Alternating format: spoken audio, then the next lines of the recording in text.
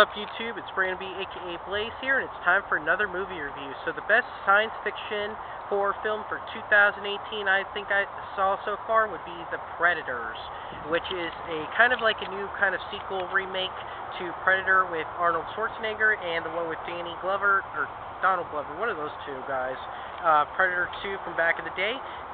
And also it was the kind of like the sequel remake to The Predators that came out with Adrien Brody, but this one was amazing.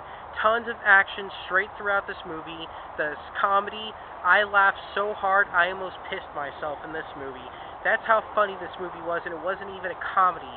And the action in it, edge of your seat explosions, tons of action, tons of gore. It was an excellent movie. The Predators had Boyd Halbach, I think his name was, the main guy. Olivia Munn was one of the scientists. Jake Busey and his dad, Gary Busey, was, I think that's his dad, or it's his brother. Anyway, one of them was actually in Predators 2, but Jake Busey is in this one. It also had Thomas Jane from The Punisher in this movie. It had Keegan-Michael Key from Key and Peele in this movie. Sterling K. Brown was in this movie. It was a really, really great movie. I liked it a lot. I'm going to give this movie a 10 out of 10 for science fiction / horror, because it was actually both for 2018. The visuals was amazing. Comedy extremely high. There's some video game references in it also, which I picked up. Romance just a little bit. Sorry, my voice is starting to go out again because I'm sick. But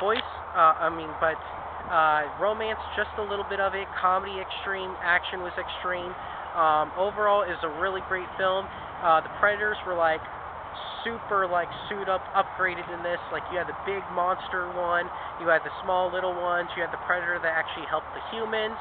And at the ending of this movie, spoiler, I thought that they were going to have Arnold in it because they were releasing an item or a new thing that the Predator brought from outer space to help out the humans against other Predators. I thought it was going to be Arnold jumping out of the thing, but it was actually a new Predator hunting suit that the humans could wear.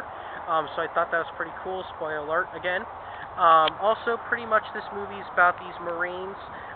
Basically, they're fighting in the war.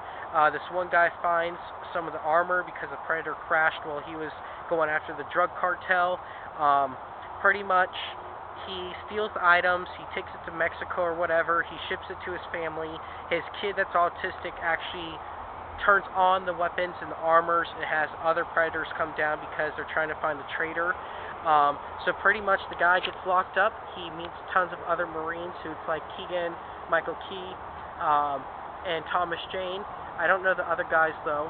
But pretty much they all team up and they go and fight the Predator to protect their family, because their family are starting to get attacked by the Predators, and the Predator wants to have a one-on-one battle with the guy's son, so he kidnaps the guy's son, so the guy has to go recapture his son. But at the same time as the Predators are fighting these Marines, you also have the bad group of humans that are going after these Marines because they're escaping from their property, from their center.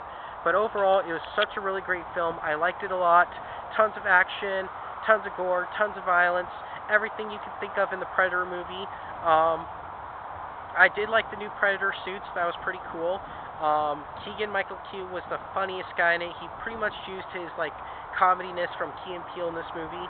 That pretty much sums it up, because at the end, I guess the Predators all die or something. The family moves on.